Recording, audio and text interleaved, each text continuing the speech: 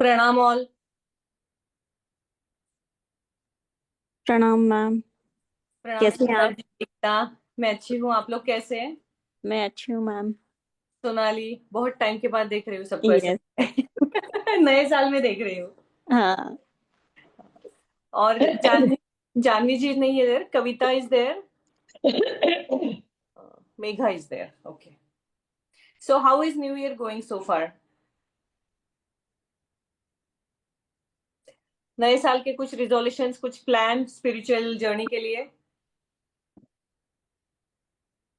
Ma'am, नया साल आई energy तो लग रहा है मुझे, क्योंकि मैं पहले इतना फिजिकल एक्टिविटी नहीं करती थी। हाँ हाँ। बट अब लग रहा है। मतलब बैठने नहीं हो रहा मैम, मैंने ये देखा है। मंगल का है ना, तो ज्यादा एनर्जी हाँ। होगी। बहुत यस। ज्यादा हाइपर एक्टिव रखेगा सबको। हम्म। मूवमेंट्स ज्यादा रहेंगे। और पिछले साल जो लेजीनेस आया था ना सब में, कि डिले डिले हो रही थी, सारी हाँ। चीजें ही डिले हुई जा रही थी सबकी। अब वो लाइन पे स्ट्रीमलाइन होना शुरू हो जाएगी, बिकॉज मंगल जब आता है तो वो सबसे ज्यादा पावरफुल और अग्रेसिव एनर्जी के साथ आता है फायर एलिमेंट में। तो आपका जितना भी रुका हुआ काम होगा ना, जो एकदम से स्टार्ट हो जाएगा, पिक करेगा। एफर्ट्स के हिसाब से आप बहुत ज्यादा एफर्ट्स डालोगे। हम्म। रिजल्ट्स तो फिर आपकी जो डेस्टिनी चार्ट है वो डिसाइड करेगा, transit and all. But effort हर कोई बहुत ज्यादा डालेगा इस साल में। ऑब्वियसली उसका रिजल्ट तो जुपिटर जैसे ही आ जाएगा, तब हो ही जाएगा, सबको कुछ ना कुछ रिजल्ट उसका मिलेगा ही। हम्म। अच्छा, एकता जी कैसे हो आप?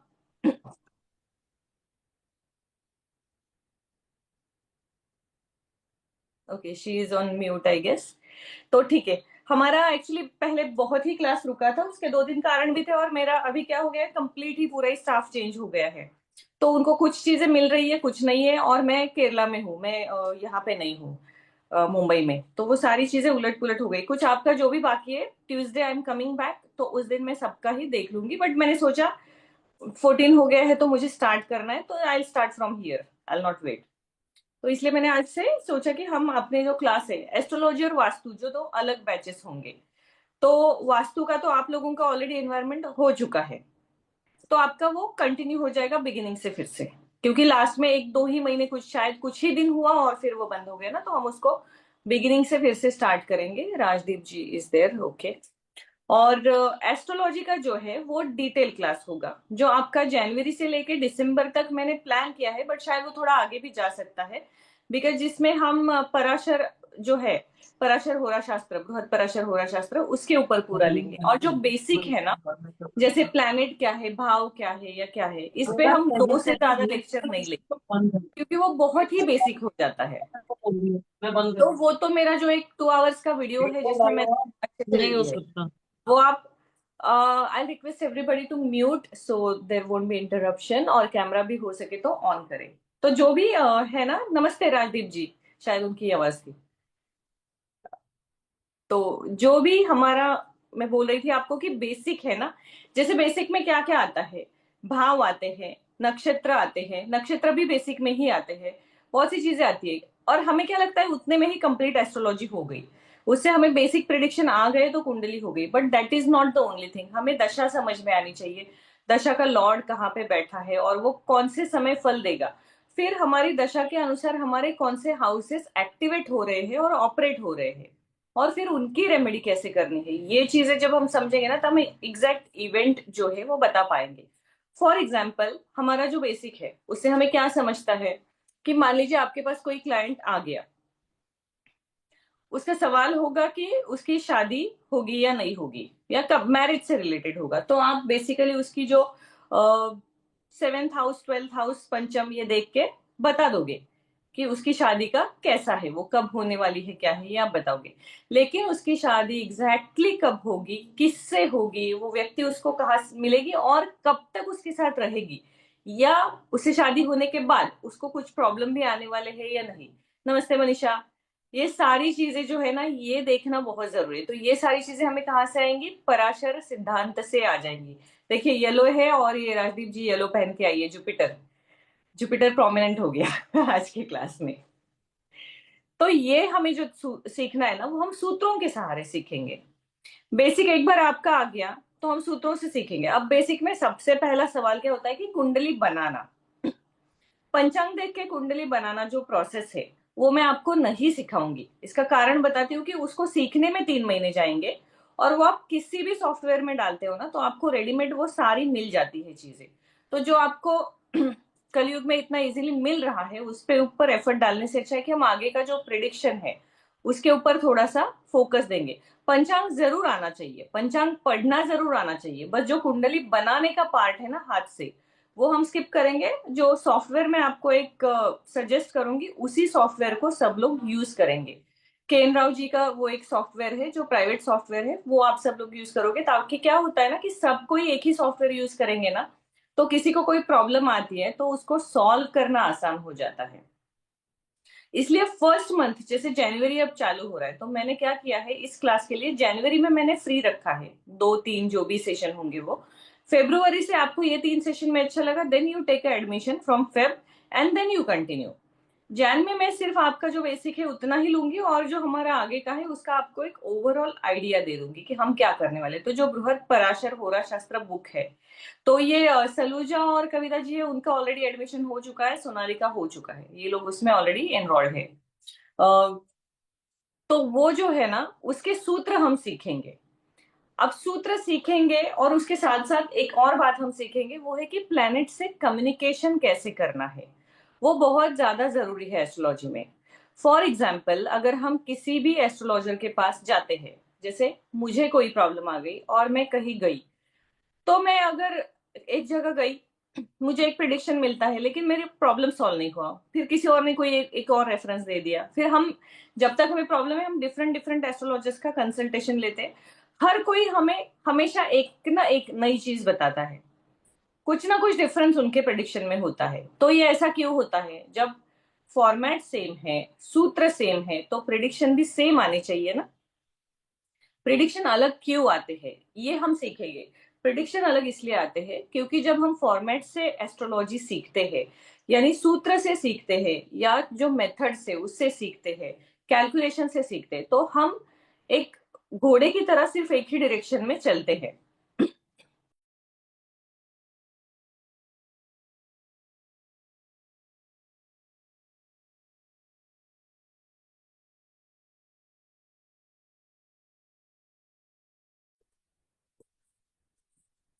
आई एम सो सॉरी, वो डिस्कनेक्ट हो गया, मुझे कोई कॉल आ रहा था। एम आई ऑडिएबल? एम आई ऑडिएबल? यस। ओके, फाइन, मुझे कोई कॉल आ रही है इसलिए शायद वो डिस्कनेक्ट हो गया। हाँ, तो मैं आपको बता रही थी कि ये जो हम सीखेंगे, But we cannot जैसे see you. 2 + 2, yes, Tejas, oh you cannot see me, all right, I'll just check the camera, yeah, जैसे 2 + 2 = 4, ये सबको फॉर्मूला आता है, सबका आंसर सेम आएगा, but only 2 + 2 is not 4, 3 + 1 also is 4, 4 + 0 also is 4। तो ये अलग अलग तरीके से फॉर्मूला कैसे सीखना है हमें सीखना है। और अलग प्रिडिक्शन क्यों आता है? क्योंकि ये उस पर्टिकुलर एस्ट्रोलॉजर की जो इंट्यूशन पावर होती है, वो इंट्यूशन उन्हें उस समय गाइड करता है कि कौन सा प्रिडिक्शन देना है। अब अगर एस्ट्रोलॉजी इतना एक्यूरेट है तो फिर ऐसा क्यों होता है? ऐसा इसलिए होता है कि हमारा जो जीवन है वो इतना बड़ा है और इतनी सारी घटनाएं उसमें है कि अगर हम अपना डेली का 1 आवर लेंगे ना, उस 1 आवर में भी बहुत सारी चीजें होती है। बच्चे अगर स्कूल में है उनके रिलेटेड कोई होता है, या बेटी की शादी हो गई उसके साथ कुछ होता है, हमारे साथ कुछ होता है, ड्राइवर के साथ कुछ होता है, 50 चीजें 1 घंटे में घटती है। तो एक एस्ट्रोलॉजर जो है वो आपको सारी चीजें कैसे बताएगा? उसके इंट्यूशन में उसे जितनी दिख रही है उतनी ही वो बता पाएगा। अब मान लीजिए उसने 4 बताई, लेकिन उसमें से आपकी जरूरी कौन सी थी वो पता होना जरूरी है ना, उसको जो सबसे इंपॉर्टेंट प्रिडिक्शन है वो आना जरूरी है। फॉर एग्जाम्पल, कोई शादी के लिए गया तो एस्ट्रोलॉजर आपको बता देगा कि परफेक्टली शादी कब होगी, लेकिन शादी के बाद तुरंत डिवोर्स होने वाला है ये भी उसने बताना चाहिए ना, ताकि आप उस इवेंट को रोक सको और फिर आप कुछ और उसका उपाय है तो कर सको। तो ये इंट्यूशन उस एस्ट्रोलॉजर को कैसे आता है? उसकी अपनी स्पिरिचुअल पावर से। तो हमें वो वाले एस्ट्रोलॉजर बनना है जो सिर्फ साइंस को पकड़ के नहीं चलते हैं, तो साइंस को एस्ट्रोलॉजी का एक छोटा सा पार्ट मान के, एस्ट्रोलॉजी के जो अदर एस्पेक्ट्स है, एलिमेंट्स है, नेचर है और जो तत्व है और इंट्यूशन पावर है, वो सब देखना है। जैसे अगर किसी का प्रिडिक्शन गलत हो जाता है, किसी भी एस्ट्रोलॉजर का प्रिडिक्शन गलत हो जाता है, तो हम क्या कहते हैं? कि कुछ नहीं यार, एस्ट्रोलॉजी वगैरह कुछ नहीं होता है, मुझे तो ऐसा बताया था, ऐसा नहीं हुआ। लेकिन हम ये बात भूल जाते हैं कि गलती एस्ट्रोलॉजी सब्जेक्ट की नहीं है, जिसने आपको प्रिडिक्शन बताया उसकी है, क्योंकि उसका नॉलेज उतना ही था, उसको उतना ही इंट्यूशन आया, या उसने उतना ही डीप रिसर्च किया था। This is all, the subject is complete about research, कि आप अपना एफर्ट डाल के कितना रिसर्च करते हो। जैसे मैंने कहा कि हम पराशर होरा शास्त्र पे सीखेंगे, पराशरी होरा शास्त्र में जितने भी सिद्धांत है वो सारे भी मैं आपको अगर सिखा दूं और आपने पूरे बाय हार्ट कर लिए, तब भी आप एक बेस्ट एस्ट्रोलॉजर कब बनोगे? जब आप अपना पूर्व पुण्य एक्टिवेट करोगे और अपना 9th हाउस जो स्पिरिचुअलिटी का हाउस एक्टिवेट करोगे, तब जाके वो होगा। क्योंकि वो जो 1000 सूत्र है उसमें से उस समय के लिए सही और अधिक जरूरी कौन सा है, वो आपको आना बहुत ज्यादा जरूरी है। कुछ एस्ट्रोलॉजर आपने देखे होंगे ऐसे होते हैं कि उनके पास जब आप जाते हैं तो आप कौन सा प्रश्न लेके गए हैं ये भी वो आपको बताते हैं कि आपकी समस्या क्या है। तो हमें उस लेवल पे जाना है, हमें वो वाला एस्ट्रोलॉजर नहीं बनना है कि आपका सवाल पूछो और उसका हमने जवाब दे दिया। हमें वो बनना है जो एक काउंसिलर हो जाएगा, जो उनको एक सही डायरेक्शन भी देगा और एक पूरा उनका जो ब्लूप्रिंट है लाइफ का उसका ग्राफ बताएगा कि ये आपका लाइफ है, आपको ये मिलने वाला है, ये नहीं मिलने वाला है। तो आप मेरे पास जाओ या किसी और के भी पास जाओ, आपके डेस्टिनी चार्ट में इतना है इस पे, लेकिन आप फ्री विल से वर्कआउट कर सकते हो। We are not suppose to say कि आपको ये मिलेगा ही नहीं तो एफर्ट्स मत डालो। बिकॉज ऑलवेज रिमेंबर कि जो स्पिरिचुअल साइंस है उसमें हमेशा 1% जो होता है ना, वो एक सुपर नेचुरल पावर या भगवान का होता है। वो चाहे तो पूरी कुंडली बदल सकते हैं। इसलिए हमें उनको ये भी गाइड नहीं करना है, उन्हें सिचुएशन देना है कि दिस इज योर ग्राफ, ऐसे ही होगा, लेकिन बाकी आपकी किस्मत। बहुत बार आपने देखा भी होगा, इवन मेडिकल साइंस में धनवंतरि की, लॉर्ड धनवंतरि की पूजा होती है, और जब भी कोई सर्जरी या कुछ होता है तो हमेशा वो क्या कहते हैं कि हम हमारे साइड से सारे प्रयास कर रहे हैं, लेकिन आप अपने भगवान की पूजा करो। क्यों कहते हैं वो? क्योंकि डॉक्टर बहुत अच्छे हैं, पेशेंट का जो कॉम्प्लिकेशन है वो हटा सकते हैं, लेकिन फिर भी उनको वो जो 1% डाउट है ना, वो एक सुपर नेचुरल पावर पे है, वो रहता है ट्रस्ट कि चीजें किसी भी मोमेंट बदल सकती है। इसलिए वो ट्रस्ट जो है वो हमारा पूरा जीवन बदल सकता है। ऐसा होता है, लेकिन फिर भी हमारे साथ क्यों नहीं होता? फिर हम सोचते हैं ऐसा होता होगा, लेकिन मेरे साथ तो कभी नहीं हुआ। मेरे साथ तो हमेशा प्रॉब्लम ही होती है, मेरे साथ ये हुआ वो हुआ, फाइनेंशियल लॉस हुआ। तो ऐसा कब होता है ना, जब हमारी अपनी आंतरिक शक्ति जो है वो उतनी ज्यादा पावरफुल होती है कि चीजों को क्रॉस करके, ऑब्स्टेकल को क्रॉस करके उसके आगे जाए। जैसे हेलन केलर थी, जिसको ना सुनाई देता था, ना बोलने को आता था, ना कुछ था, but still she manage to write 50 more than 50 books, और वो वर्ल्ड फेमस हो गई थी। कितने सारे एग्जाम्पल है जिन्होंने अपनी डिसेबिलिटी के ऊपर ओवरकम किया। Definitely there is a planetary position, बिना प्लैनेट के सपोर्ट के कुछ नहीं होता है। लेकिन प्लैनेट का सपोर्ट मतलब क्या होता है कि आपका राइट समय जो है, आपका सही समय आएगा, उसी समय आपको वो चीज मिलेगी। लेकिन जब आपका समय आएगा तब क्या आप स्वयं उसके लिए प्रिपेयर हो कि आप वो करो? और ये प्रिपरेशन मतलब क्या है कि उस दिन तक आपने उस चीज के लिए कितने एफर्ट्स डाले हैं, आपको उतना ही मिलेगा। जैसे कि अगर हम लॉटरी के टिकट की बात करें, तो आपने अगर 50 रुपए का टिकट लिया है और आपकी किस्मत में लिखा है कि आज आपको लॉटरी लगेगी, डेफिनेटली आपको लगेगी। लेकिन 50 का लिया है तो 50 ही रुपए मिलेंगे, 5,000 नहीं मिलेंगे। इसलिए आपके एफर्ट्स जो है वो भी काउंट होते हैं। इसलिए हमेशा किसी को भी समझाना है कि कुंडली शायद आपकी डिफिकल्ट है भी, लेकिन ये चीजें हैं जिसपे हम वर्कआउट कर सकते हैं, इस तरीके से कर सकते हैं। क्योंकि जो भी हमारा लाइफ ग्राफ होता है वो हमारा पूर्व पुण्य और प्रेजेंट पुण्य दोनों चीजों पे डिपेंड होता है। पूर्व पुण्य हमें कुंडली दिखा देगी, कोई भी जातक आपके सामने आता है उसका पूरे पूर्व पुण्य आपको पता चल जाता है। अब प्रेजेंट पुण्य कैसे ढूंढना है? तो नवम स्थान जो होता है, 9th हाउस, जिसे स्पिरिचुअलिटी का हाउस कहा जाता है, उस घर में कौन सा प्लेनेट है, वो प्लेनेट आपको बता देगा कि ये व्यक्ति का इस जीवन में जन्म से लेके आज तक का ग्राफ जो है वो कैसा रहा है। व्यक्ति कितनी ऑनेस्ट है, उन्होंने कितने अच्छे कर्म किए हैं, और उसका फल उनको कैसे मिलेगा, ये हमें 9th हाउस बताता है, जिसे हम प्रेजेंट कर्मा कहते हैं। इसलिए वो देखना आपको आना चाहिए। मेरे पास आप में से बहुत सारे, ऑलमोस्ट सारे ही मेरे क्लाइंट हैं, तो आप हमेशा नोटिस करोगे कि मेरे पास ना कोई भी अपॉइंटमेंट है, बहुत सारे अपॉइंटमेंट राइट टाइम पे नहीं होते हैं, वो डिले हो जाता है, आगे चला जाता है। तो आपको एक बात हमेशा समझनी है कि हमें ना एक we are not particular like कि हमें अपॉइंटमेंट लेने हैं, जैसे लॉयर है या डॉक्टर, ऐसे कि फटाफट आओ और जाओ और क्लाइंट जाओ, ऐसे नहीं करना है। मेरा एक पर्टिकुलर फॉर्मूला है जो मैं आपको सिखाऊंगी। जब भी किसी व्यक्ति का fifth house and ninth house खराब होता है, तो उसको सेम टाइम पे आपने प्रिडिक्शन नहीं देना है। अगर आपके सामने क्लाइंट बैठा है और उसका फिफ्थ और नाइन्थ हाउस का प्लेनेट जो है वो खराब है, और ट्रांजिट में भी उसका उस प्लेनेट से रिलेटेड कुछ गड़बड़ चल रहा है, then you will have to give certain mantra without giving prediction, send that person back and call again for next appointment। ऐसा क्यों करना है? मैं इसका एक एग्जाम्पल आपको देती हूँ। ये एग्जाम्पल है, मेरा नहीं है, मेरे जो गुरु है उनके साथ ये हुआ था। तो ये लॉकडाउन के टाइम की ही बात है, एंड इट इज ऑल, शायद आपको सच लगे नहीं लगे, लेकिन ये सच्ची घटना है।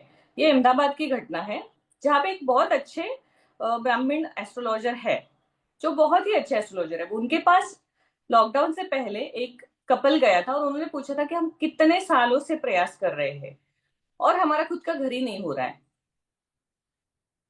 तो बहुत बार हमारे साथ क्या होता है, आप खुद भी अगर सोचोगे तो सामने कोई प्रॉब्लम बताता है ना, तो हम उस प्रॉब्लम से कनेक्ट हो जाते हैं और हम इमोशनल हो जाते हैं, और एक अनक्लियर सा बॉन्ड होता है कि नहीं यार इसका अच्छा हो जाना चाहिए। We are not suppose to do that. तो यही हुआ।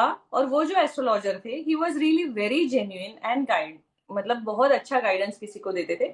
उनके अंदर वो सिंपैथी की भावना है ना, वो आई और उन्होंने बोल दिया कि आपका 6 महीने में घर हो जाएगा। कुंडली में आपके ऐसे योग दिख रहे हैं कि आपका 6 महीने के अंदर घर हो ही जाएगा, चाहिए। बिलीव मी, उस व्यक्ति का, उस कपल का 6 मंथ के अंदर खुद का घर हो गया। बहुत खुश भी थे वो, और उतने में लॉकडाउन हो गया। After lockdown they again went to same pandit to ask के अभी इसके बाद हमारा क्या होगा, क्योंकि जो प्रिडिक्शन आपने दिया था वो सही हो गया। तो इस बीच के समय में क्या हुआ था, लॉकडाउन के कारण गुरुजी का जो बिजनेस था वो डाउन हो गया और उनको अपना खुद का घर बेचना पड़ा था। अब ऐसा क्यों हुआ? क्योंकि उन्होंने अपना जो पुण्य कर्म है वो खर्च करके प्रिडिक्शन दे दिया, जो कि नहीं घटना होने वाली थी उसके बारे में। अब उनका पुण्य कर्म इतना था कि घटना हो गई, लेकिन यूनिवर्स का रूल है कि कोई भी चीज हम डिस्ट्रॉय नहीं कर सकते हैं और कोई भी चीज हम निर्माण नहीं कर सकते, हम सिर्फ जगह बदल सकते हैं। किसी भी चीज की जगह बदली जाती है ना, उसका साइज, शेप, कुछ कुछ हम बदल नहीं सकते हैं। तो जो घटना क्लाइंट के साथ होने वाली थी उसके लिए गुरुजी को अपना घर खोना पड़ा। और ऐसी चीजें कब होती है? तब होती है जब आपका इंट्यूशन उस लेवल पे एक्टिवेट होता है, और आपको इमोशनल एस्ट्रोलॉजर नहीं बनना है, आपको काउंसिलर बनना है, आपको उनको सपोर्ट करना है, बट प्रिडिक्शन आपका सच ही होना चाहिए। बहुत ऐसे लोग हैं जिनके पास बहुत पैसे हैं फिर भी खुद का घर नहीं होता है। कितने ऐसे क्लाइंट हैं जो हाथ में पैसे लेके बैठे हैं लेकिन घर उनको ना मनपसंद मिलता है ना होता है, या जैसे ही लेते हैं ट्रांसफर हो जाता है या कुछ हो जाता है, रह नहीं पाते। ऐसे समय पे हमें कभी भी क्लाइंट के लिए इमोशनल हो गए कि बेचारा अच्छा है, इसका अच्छा होना चाहिए, नेवर। आप जब उस चेयर पे बैठोगे ना as astrologer, you will have to be very clear कि मुझे जो दिखेगा वो सामने वाले को अच्छा लगे या बुरा लगे, मुझे वही बोलना है। सही शब्दों में गलत चीज बताना आना चाहिए, ये हमें सीखना है।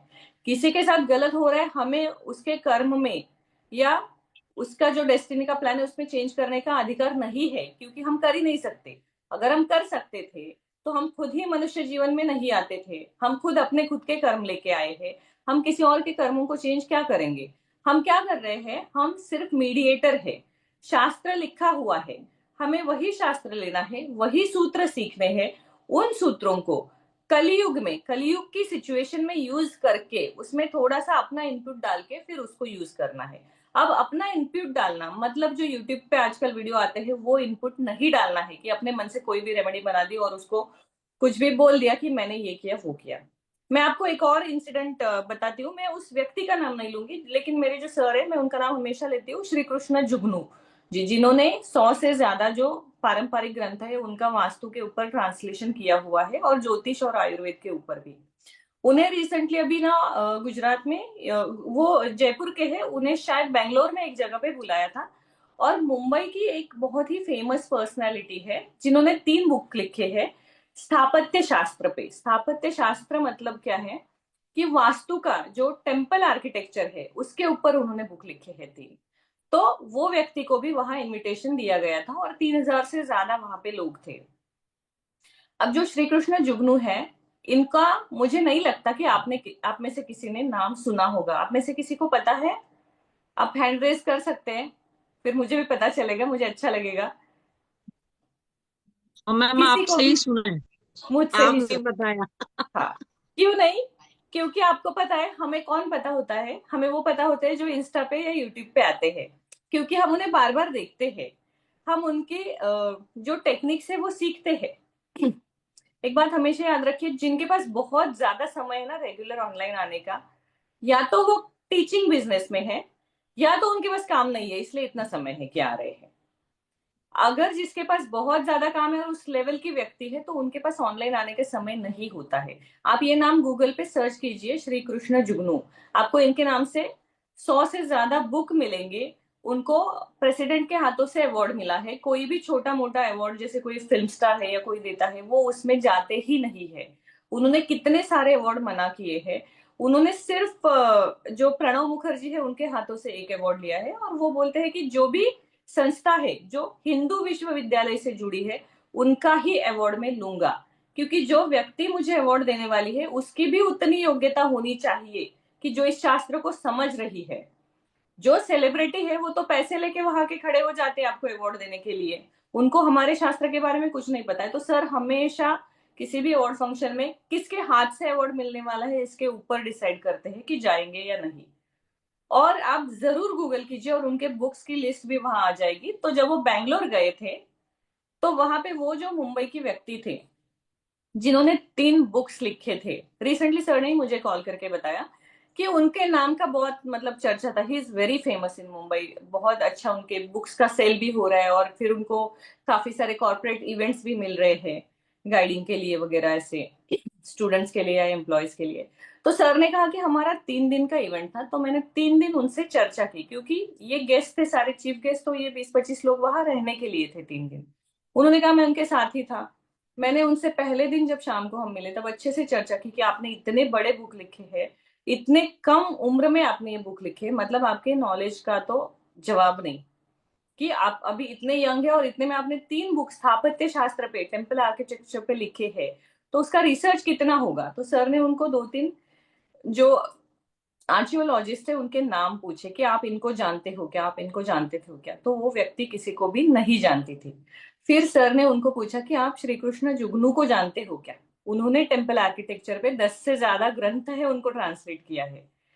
तो उस व्यक्ति ने कहा कि नहीं, मैं नहीं जानता हूँ। तो भी सर ने कुछ नहीं कहा। सर ने बस उनको कहा कि आपका मैं बहुत बहुत मतलब रिस्पेक्ट करता हूँ, क्योंकि आप किसी भी ऐसे व्यक्ति को नहीं जानते हैं जिसने ग्रंथ को ट्रांसलेट किया है, और फिर भी आपने 3 बुक लिखे, मतलब आपको कुछ एनलाइटमेंट पावर है। और आपको अपने आप से किसी ने आपके दिमाग में नॉलेज डाला और आप इतना बड़ा कार्य कर सके बुक लिखे। तो वो व्यक्ति बहुत खुश हो गई थी। लेकिन नेक्स्ट डे जब एक्चुअली में सेमिनार शुरू हुआ और तब उनको पता चला कि ये व्यक्ति वो है श्री कृष्ण जुगनू, तब उन्होंने स्टेज पे उनके पैर पकड़े थे कि मुझे माफ कीजिए, मैंने इधर उधर से सब कलेक्ट करके ये बुक छापे हुए हैं। मैंने हर बुक के 4-4 5-5 पन्ने जमा किए हैं, और उसको कंपाइल करके किसी राइटर से लिखवा के उसको मैंने प्रिंट किया है। But it is all again the marketing. तो इसमें हमें सही और गलत में कभी भी नहीं पढ़ना है। हमें इतना देखना है कि हमें क्या लेना है, हमें किससे लेना है, और वो हमारे साथ साथ समाज के भी कैसे कार्य में आए। हमारे हाथ से कोई कार्य अगर थोड़ा डिले हो जाए चलेगा, किसी को कोई चीज कम मिले चलेगा, गलत नहीं मिलनी चाहिए। आपका गाइडेंस जो है वो कम मिलेगा चलेगा, गलत गाइडेंस नहीं होना चाहिए। बिकॉज हमारे एक जवाब पे किसी और के जीवन का जो सवाल है वो जुड़ा हुआ होता है कि मैं जॉब में चेंज करूं क्या, मेरी बेटी की शादी इस साल होगी क्या, या फिर ऐसे कई सवाल होते हैं। और आप बोल लो कि नहीं करना, इस साल आप मत कीजिए, वो व्यक्ति उसको प्रमाण मान के आपकी बात पे भरोसा करके वहां से जाती है। इसलिए आपका सबसे पहला कर्तव्य क्या है कि आपका नॉलेज जो है वो बहुत ज्यादा होना चाहिए और वो बहुत सटीक होना चाहिए। अब इसके लिए आपको करना क्या है? सूत्र तो आपको सीखने ही है, वो तो मैं सिखा दूंगी, वो तो मैथमेटिक्स है, उसमें कोई बड़ी बात नहीं। आपको अपनी डेली साधना जो है वो करनी है। और जो ये क्लास रहेगा एस्ट्रोलॉजी का 1 साल का, ये वीक में 2 बार होगा। वीक में एक बार जो होगा वो क्लास होगा और दूसरी बार सिर्फ क्वेश्चन आंसर सेशन होगा। मैंने इस क्लास में पर्टिकुलरली ऐसा इसलिए किया है क्योंकि इसके पहले जब हमने बैचेस लिए ना, तो क्वेश्चन आंसर सेम, इसमें क्या होता है बहुत सारा टाइम चला जाता है, इंस्टेंट क्वेश्चन आते हैं, फिर नेक्स्ट क्लास में भी जब स्टूडेंट हफ्ता भर स्टडी करते हैं तो उनको फिर से कुछ क्वेश्चन आते हैं उस क्लास से रिलेटेड, फिर वो उसको पूछते हैं। तो टाइम जो है ना ये खींचता जाता है और वो बहुत आगे चला जाता है क्लास। तो इसलिए मैंने इस बार ऐसे किया कि क्वेश्चन आंसर का एक कंप्लीट सेशन ही सेपरेट रहेगा। वो सेशन तब होगा जब, जैसे मान लीजिए कि आज हमने क्लास लिया है, you will have to see the recording couple of times, take your own notes, and फिर आपको सवाल आएंगे। देन जो भी हमारा नेक्स्ट क्लास होगा उसी वीक में, जिसमें सिर्फ क्वेश्चन आंसर होंगे 30 मिनट के लिए, उसमें आप वो पूछोगे और जितना सिखाया है उसी टॉपिक के रिलेटेड क्वेश्चंस उसमें लिए जाएंगे, ताकि जो हमारा सिलेबस है वो एक साथ सबके साथ आगे जाए। मोस्टली क्लास में क्या होता है ना कि एक को बहुत ज्यादा आता है, एक को नहीं आता है, लेकिन हर क्लास में कुछ ना कुछ नया मिलता है, इसलिए हम करते हैं। मेरे जैसे वास्तु के गुरु है श्री नरेंद्र हरि सहस्त्रबुद्धे, उनका हर क्लास में अभी भी करती हूँ, अभी भी करती हूँ। अभी उनका 1 मार्च को एक है, हाँ आजकल वो मुझे ऑर्गेनाइजर के इसमें लेते हैं, लेकिन फिर भी मैं इसलिए करती हूँ क्योंकि हर क्लास में आपको कम से कम एक लाइन ऐसी मिलेगी जो कंप्लीट न्यू है, क्योंकि वो उनका अपना इंट्यूशन है ना, वो उनको प्रेरित करता है उस समय कुछ बोलने के लिए। इसलिए आप जहां से भी रिलायबल नॉलेज मिल रहा है ना, वहां पे आंख बंद करके ट्रस्ट कीजिए और वहां से स्टडी कीजिए, ज्यादा से ज्यादा पढ़िए और कम से कम देखिए, तब आप जल्दी से सीख जाओगे। ये मैं हमेशा हर क्लास में बोलती हूँ। पढ़ने के लिए मैंने आपके लिए बहुत आसान तरीका निकाला है। मैंने ऑलरेडी कुछ शूट्स किए हैं जो आज रात से ही अपलोड होंगे। एक तो ये बुक है वास्तु फ्लैट संस्कृति, क्योंकि मैक्सिमम स्टूडेंट्स हमारे जो है वो फ्लैट में रहते हैं, जिसका बुक रीडिंग मैं आज से अपलोड करूंगी, जो मैंने 14 जैन से स्टार्ट किया है। और दूसरा जो है वो श्री कृष्ण सर से भी मैंने परमिशन लिया है, और उनके जो बुक है वो थोड़े से कॉम्प्लिकेटेड है, कि संस्कृत से लेके उन्होंने अपनी एकदम प्योर हिंदी में ट्रांसलेट किया है, तो वो जल्दी समझ में नहीं आता है। तो उनके भी बुक्स को थोड़ा डिकोड करके उसका each and every chapter wise reading मैं अपने यूट्यूब पे डालने वाली हूँ। तो उससे क्या होगा कि आपको एडिशनल नोट्स जो है वो वैसे भी मिल जाएंगे। आप एक रिकॉर्डिंग 50 बार देख लो, आपको उसमें से नया सीखने को मिलेगा। रीडिंग में मेन प्रॉब्लम ये होती है कि एक तो आपको बुक जल्दी मिलती नहीं है, कहीं से मिली तो फिर उसको डिकोड करना, फिर उसको समझना, कुछ चीजें समझ में आती है कुछ नहीं आती है। जो बुक्स आपको न्यूली ऑथर्स है उनके समझ में आते हैं ना, उसका कुछ वैसे भी फायदा नहीं है कि आप यहाँ टेप लगाओ और वहां मयूर पंख रखो वो रखो, आप उसमें मत पढ़िए। जो ऑथेंटिक नॉलेज है उसको सीखना है तो आपको ऑथेंटिक बुक पढ़ने हैं। इसलिए मैं क्या कर रही हूँ कि मैं वो रीडिंग लूंगी। अब ये जो रीडिंग होगा ना, इस रीडिंग में, इसमें भी आपको जो भी, भले ही ये यूट्यूब वाला वीडियो है मेरा, लेकिन इसमें भी आपको, ये हमारे टॉपिक से रिलेटेड है, इसलिए कोई भी क्वेश्चन आता है वो आप क्वेश्चन आंसर सेशन में पूछ सकते हैं। क्योंकि स्मिता जी का जो वास्तु का क्लास है उसमें शुरू में ऐसे ही हो गया था, एस्ट्रो वास्तु हमने शुरू हो कर लिया और एस्ट्रोलॉजी किसी को आता ही नहीं था, तो बहुत बड़ा कॉम्प्लिकेशन हो गया था। इसलिए अभी हमने एस्ट्रो अलग और वास्तु अलग कर दिया है। तो हम इसको एक कंपाइल करेंगे।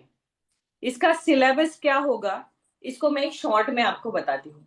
आपका एस्ट्रोलॉजी का मैं आपको पहले बताती हूँ। बेसिक एस्ट्रोलॉजी आपका सिर्फ जनवरी में लिया जाएगा 2-3 सेशन में, और यूट्यूब पे मेरा एक लिंक है जो ऑलमोस्ट 2.5 आवर का एक वीडियो है, जिसमें पूरा बेसिक दिया हुआ है, जिससे आपको बहुत अच्छे से आइडिया आएगा।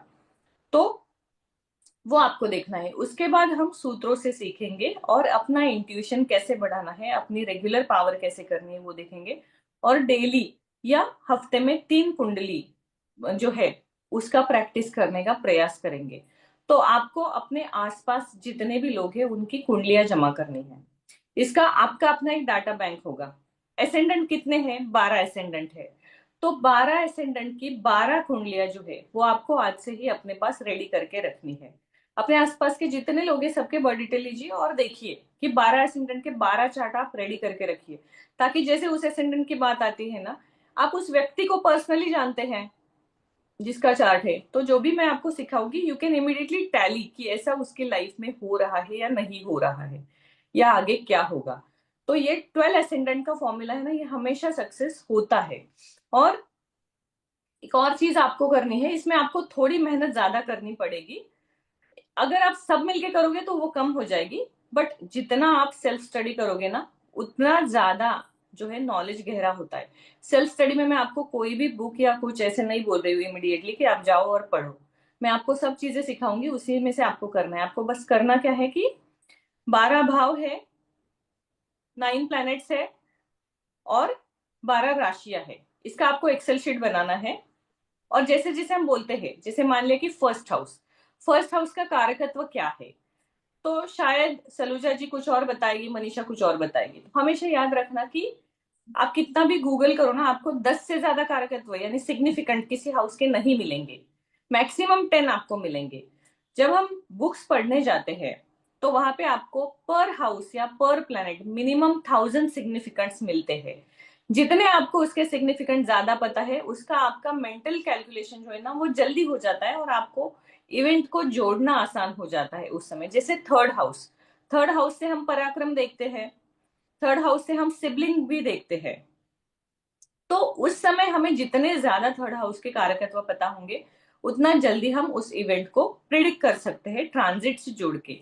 करंट ट्रांजिट इसमें आपको सिखाया जाएगा, क्योंकि बिना ट्रांजिट के आपका जो ज्योतिष शास्त्र है वो अधूरा है। बिना नक्षत्र के आप प्रिडिक्शन कर सकते हो, बिना राशियों के सिर्फ नक्षत्र के बेस पे भी आप प्रिडिक्शन कर सकते हो, सिर्फ प्लेनेट पे भी आप प्रिडिक्शन कर सकते हो। समस्या कब आती है कि वो जो घटना आप प्रिडिक्ट कर रहे हो वो कब होने वाली है। मदर डेरी वाला फ्री रे देथिला, मदर डेरी में सफल वाला। चलो मैं थोड़ा ब्रेक लेती हूँ, इनको सुन लेते हैं बोले कौन। पोड़ी पाउडर झुलेई थिला त बोले हम पोड़ी पाउडर मिलुची वो सबले मुख जे पोड़ी पोड़ी गन पाउडर हां कहला नाही एटा फ्री नुहे ए जो ये की बिका I will request everybody to mute ID please. बैक्टर संगरे आईडी रो बैक्टर संगरे फ्री ओ बैक्टर किसका बैक्टर है? में मगुने पैकेट वाला आईडी मीता मिश्रा का है। ए जो इडली पे इडली बना रही है वो। I will just check where I can mute her. या शी इज आई गेस। क्या होता है ना, बीच में से कुछ आता है ना तो मेरा लिंक टूट जाता है, बिकॉज मैं नोट्स पकड़ के नहीं सिखाती हूँ। मैं नोट्स हाथ में पकड़ के नहीं सिखाती हूँ, तो मेरा ना वो लिंक छूट जाता है। मेरा कोई भी नुकसान नहीं है, वो मुझे बाद में याद आएगा। आपका नुकसान है क्योंकि वो आप तक पहुंच नहीं पाता है उस समय के लिए। तो फिर थोड़ा आप जो है ना, अपना बैकग्राउंड नॉइस अगर है तो म्यूट रखिए, कैमरा ऑन रखिए, ताकि मुझे भी आपको देख के अच्छा लगेगा। और जब आपको जरूरत है तब हैंड रेस करके आप बात कर लीजिए, कोई प्रॉब्लम नहीं है उसमें।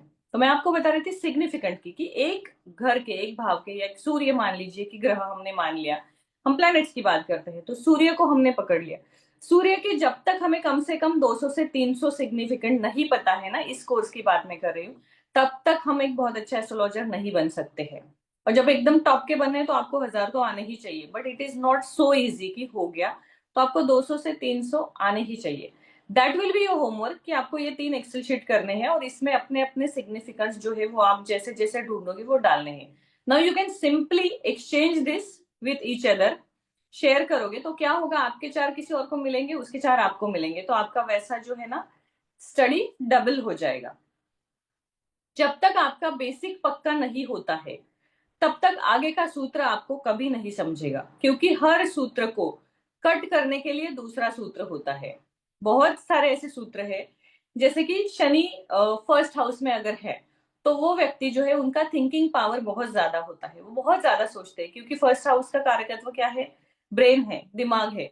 और शनि क्या है, शनि एक वृद्ध ग्रह है, बूढ़ा ग्रह है। तो हम अगर देखें तो वृद्ध व्यक्ति कैसे होते हैं, बहुत उनको एक्सपीरियंस रहता है लाइफ का, इसलिए वो बिना सोचे समझे कोई चीज नहीं करते।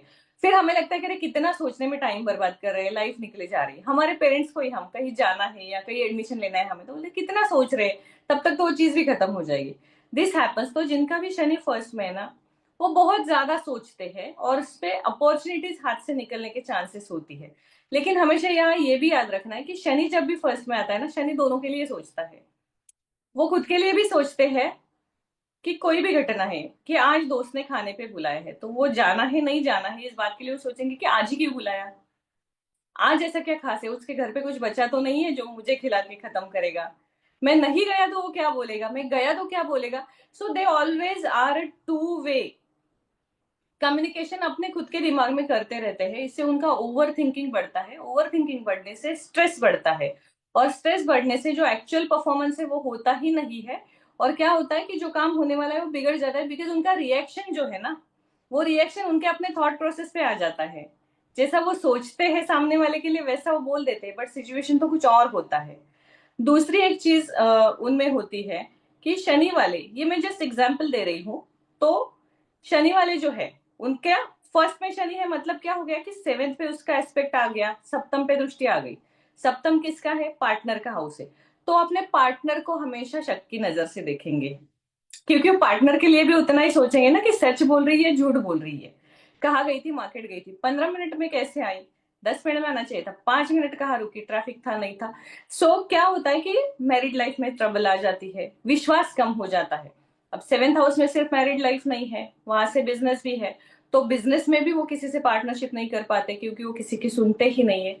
ये सारी चीजें होती है। लेकिन ये कब होता है? जब शनि अकेला है। शनि के साथ फर्स्ट हाउस में चंद्र है या कोई और ग्रह है या शुक्र है, तो ये चीजें नहीं होती है। तो कौन सी होती है, ये समझने के लिए हमें सूत्र सीखने हैं। तो वो सूत्र हमें बताएगा कि ये कैसे होता है। मैरिज अगर है, मैरिज हम सेवेंथ हाउस से देखते हैं, तो हमें भावत भावन सिस्टम जो है वो भी इस क्लास में सीखना है। भावत भावन सिस्टम का मतलब क्या है कि फोर्थ हाउस जो है वो माता का घर है। पहले हम सेवेंथ का ही एग्जाम्पल लेते हैं, क्योंकि हमने सेवेंथ की बात की। फर्स्ट हाउस जो है वो हम है, हमसे सेवेंथ क्या हो गया? हमारा पार्टनर हो गया।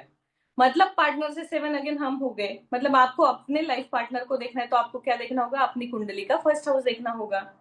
और अगर आपको मैरिड लाइफ देखनी है तो सेवेंथ के बाद हम क्या देखते हैं?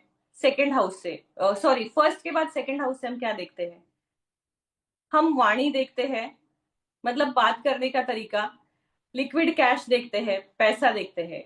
तो अगर फर्स्ट हाउस हमारे पार्टनर का हुआ तो फर्स्ट से बाद में जो आने वाला है, जैसे सेवेंथ के बाद वाला जो है वो सेकंड हो गया, 8। वहां से हमें पार्टनर का पैसा, ससुराल से क्या मिलेगा, ससुराल वालों से बिहेवियर कैसा होगा, वो कितने प्यारे होंगे, खराब होंगे, ये चीजें देखने को मिलती है। फोर्थ हाउस माता का घर है। फोर्थ हाउस को हम सुख स्थान कहते हैं, जहां से हर प्रकार का सुख मिलता है।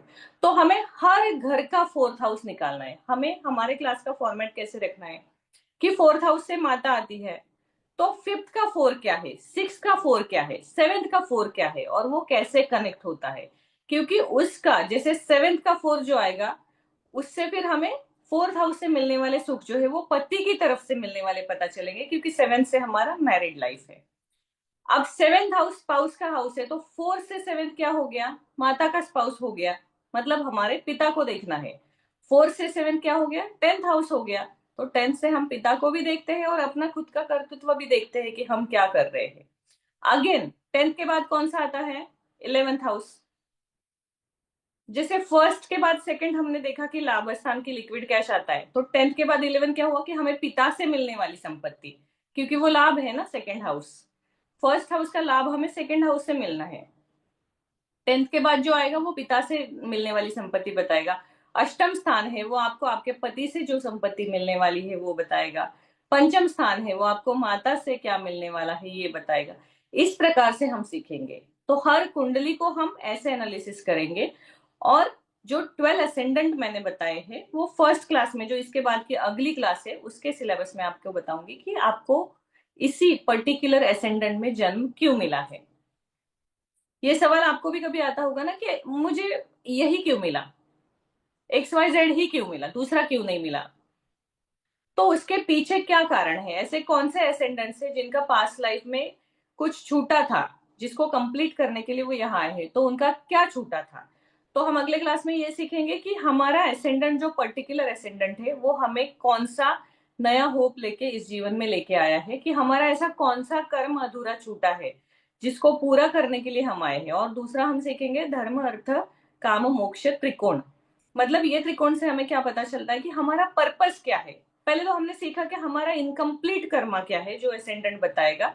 दूसरा हम अपना जो त्रिकोण है वो सीखेंगे, उससे हमें पता चलेगा कि हमारा पर्पस क्या है। इनकम्प्लीट तो कंप्लीट करना है, लेकिन नया जीवन मिला है उसका भी तो अपना एक अलग उद्देश्य है, वो भी तो पूरा करना है ना। जैसे स्कूल में या कॉलेज में जब हमें बैकलॉग लगता है, तो पुराना हमें सब्जेक्ट देना है, लेकिन नए भी तो उसमें ऐड हो जाते हैं ना। तो दूसरे लोग 5 दे रहे तो मुझे तो भाई 8 पेपर देने हैं। इसलिए हमें पास्ट लाइफ कर्मा भी देखना है कि जो छूटा है उसको भी कंप्लीट करना है। करंट लाइफ में जो है, जो पर्पस लेके हम आए हैं, तो वो पर्पस क्या है उसको भी फुलफिल करना है। और इसके साथ साथ हमें एक और चीज सीखनी है अगले क्लास में, जो है सैटर्न। सैटर्न, जुपिटर, ये 2 प्लैनेट और राहु, ये 3 प्लैनेट पे हमारा जो पूरा क्लास है ना वो बेस होगा, जो पूरे 12 मंथ्स का होगा। अब ऐसे क्यों होगा? किसी भी ग्रह का जो है इंपॉर्टेंस कभी भी कम नहीं होता है। हर ग्रह का अपना जो है ना वो इक्वल इंपॉर्टेंस होता है। हम ग्रहों को कैसे देखेंगे? उनकी गति से देखेंगे। जितना लंबा समय ग्रहण लगाता है, कोई भी प्लेनेट जितना लंबा समय किसी चीज में लगाएगा ना, उतने लंबे समय तक वो अपने रिजल्ट देने के लिए बाध्य होता है। तो जितने लंबे समय तक वो है, मतलब हमारी लाइफ के ऊपर उसका कंट्रोल उतना ज्यादा हो जाता है। सैटर्न अगर किसी राशि में 2.5 साल रहता है, तो बीच में आपके हर महीने में बुध कितने भी बुधादित्य योग बन जाए, उसका लाभ आपको मिलेगा कि नहीं, ये सैटर्न डिसाइड करेगा ना, या कितना मिलेगा। इसलिए हमें जो मेन प्लेनेट है, जैसे जुपिटर है, वो पूरा साल लेता है एक भ्रमण के लिए, सैटर्न 2.5 साल लेता है और राहु 18 मंथ्स लेता है। इन तीनों प्लैनेट्स के ऊपर हमें पूरी एस्ट्रोलॉजी जो है ना वो सिद्धांतों के ऊपर सीखनी है, कि अगर ये 3 प्लैनेट आपने अपने चार्ट में कंट्रोल में किए या एक्टिवेट किए और इसको हील किया ना, तो फिर आपकी बाकी सारी समस्याएं जो है वो कम हो जाएंगी। इसका कारण क्या है कि मंगल है, बुध है, शुक्र है, ये हर 2-2 3-3 महीने में, 45 डेज में, 30 डेज में चेंज होते जाते हैं। इनफैक्ट सूर्य भी हर 30 दिन में राशि बदलता है, राशि परिवर्तन होता है। इसलिए सूर्य से भी ज्यादा हम इन 3 ग्रहों को जो है इंपॉर्टेंस देंगे। लेकिन क्या इससे सूर्य का इंपॉर्टेंस कम होता है? नहीं होता है, क्योंकि पूरी सृष्टि ही सूर्य पे निर्भर है। जब सूर्य प्रकाश आया तब जीवन आया, और तब जाके ये सारी चीजें है ना, तब जाके हमें पता चला और गैलेक्सी भी है और प्लैनेट्स भी है, और उसका हमारे ऊपर इम्पैक्ट भी पड़ता है। तो वो इम्पैक्ट क्यों पड़ता है, कैसे पड़ता है, ये तो हमें देखना ही है। लेकिन ये 3 प्लैनेट मैं आपको ज्यादा इसलिए बताऊंगी कि पास्ट लाइफ कर्मा जो है वो सैटर्न से देखा जाता है, और जुपिटर से जो एक्सपांशन या प्रोग्रेस है वो देखी जाती है। और राहु, राहु को कलयुग का किंग माना जाता है, कि कलयुग में आपको अगर पैसा चाहिए, स्टेबिलिटी चाहिए, तो राहु का सपोर्ट भी आपको चाहिए। राहु के बारे में आप देखोगे बहुत सारी चीजें हैं जो आपको, मैं नहीं कहूंगी मिसगाइड की जाती है, जो सही है, लेकिन जो हमेशा सिर्फ बुरी ही बताई जाती है। लेकिन हर प्लैनेट या हर भाव का जैसे एक बुरा पार्ट है ना, वैसे एक अच्छा पार्ट भी होता है। तो हमें इन दोनों का बैलेंस करके उस चीज को सीखना है जीवन में। जैसे हम देखते हैं कि राहु जिनका प्रबल है ना, वो लोग बहुत मनी माइंडेड होते हैं, मटेरियलिस्टिक वेल्थ ज्यादा चाहिए होती है उनको, पैसा चाहिए होता है, लाइविश लाइफस्टाइल चाहिए होता है। लेकिन किसको नहीं चाहिए? या कौन है जिसको ये सब नहीं चाहिए? जिसको नहीं चाहिए वो तो ऑलरेडी हिमालय जा चुके हैं, वो यहाँ क्यों बैठेंगे? तो सबको ही चाहिए। तो हम एक पर्टिकुलर व्यक्ति को तो नहीं बोल सकते ना कि भाई नहीं, पैसे के पीछे भागता है बहुत।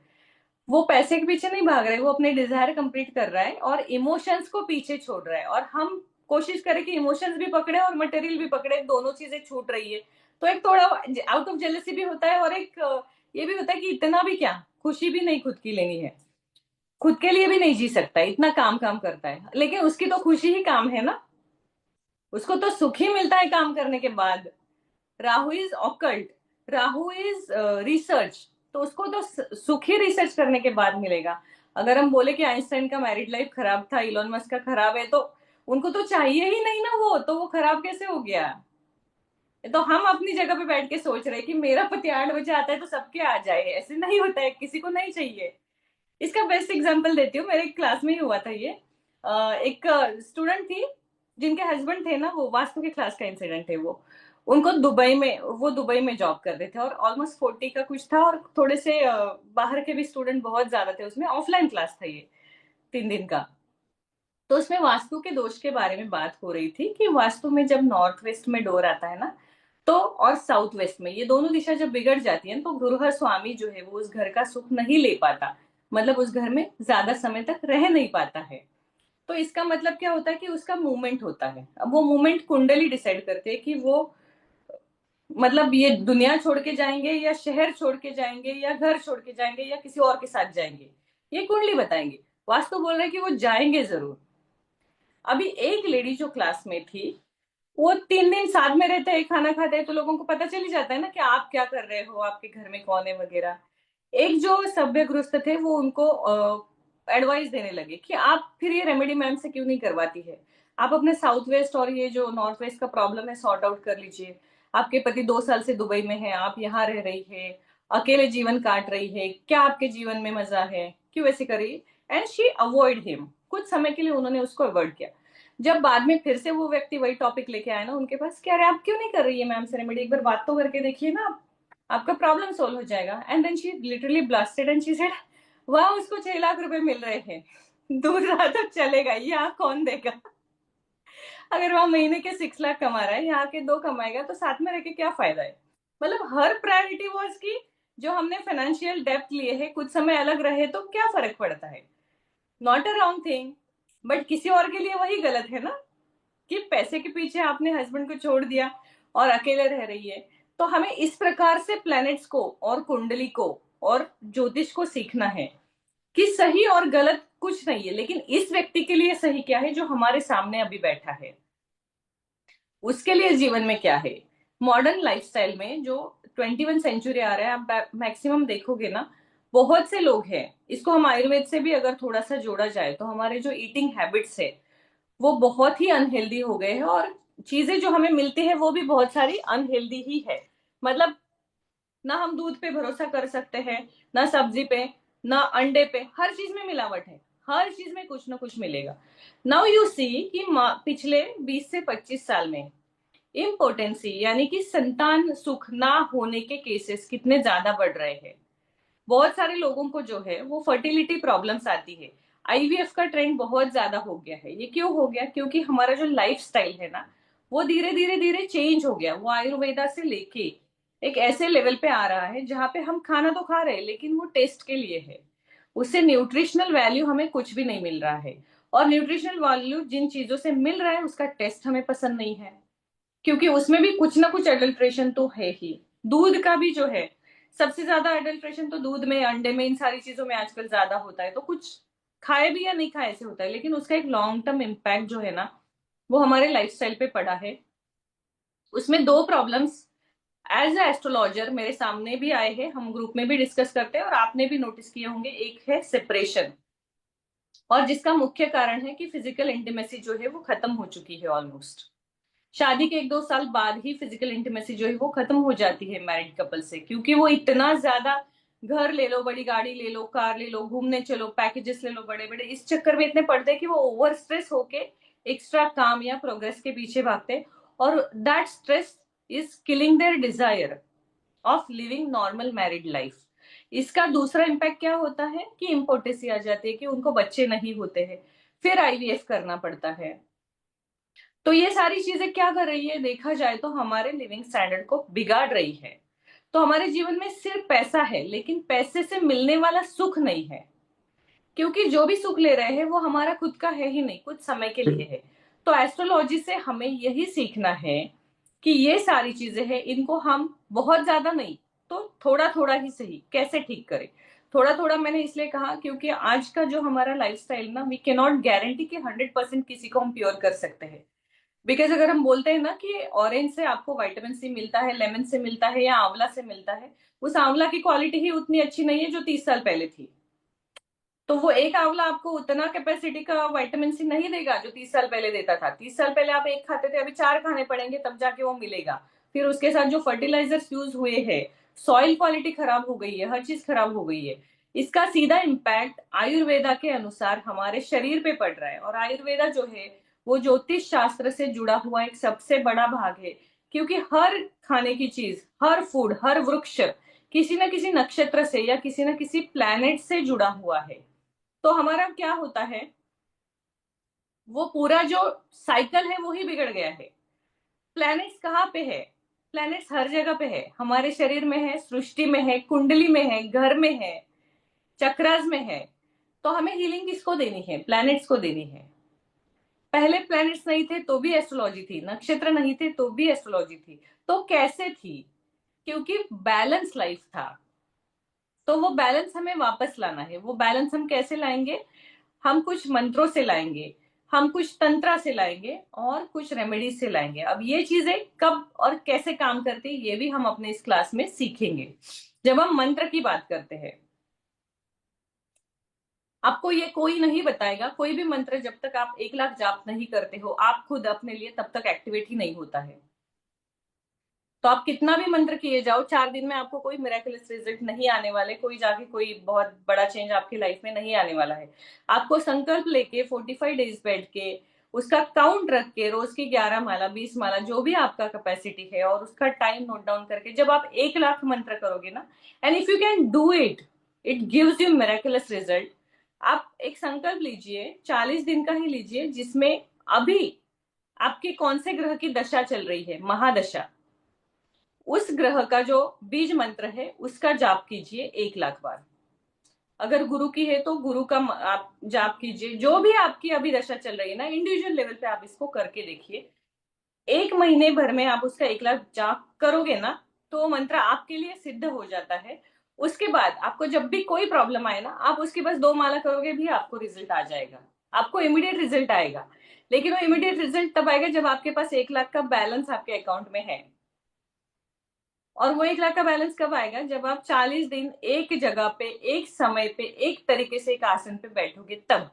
बीच में एक दिन वेकेशन गए तो छूट गया, फिर से आगे किया नहीं, फिर आपको 1 तारीख से शुरू, एक फर्स्ट डे से करना पड़ेगा, तब जाके उसके रिजल्ट आते हैं। पर अगर आप एक बार ये रेमेडी करो ना कि अपने अपने महादशा स्वामी के लॉर्ड का मंत्र जाप 1 महीने में पूरा कर दो 1 लाख, आपके बहुत सारे ऑब्स्टेकल हट जाएंगे। इसका कारण है कि ज्योतिष शास्त्र में इस समय आपके ट्रांजिट में जो आपका दशा स्वामी है वो आपको सबसे ज्यादा अच्छे फल देने के लिए या बुरे फल देने के लिए जो है वो प्रभावी है, because he is the incharge of kundli for this moment, for this 7 years और फॉर दिस 20 years। जैसे किसी भी कॉर्पोरेट ऑफिस में कोई मैनेजर होता है तो वो पूरी टीम को संभालता है, लेकिन उसका शिफ्ट चेंज होने से टीम चेंज नहीं होती है।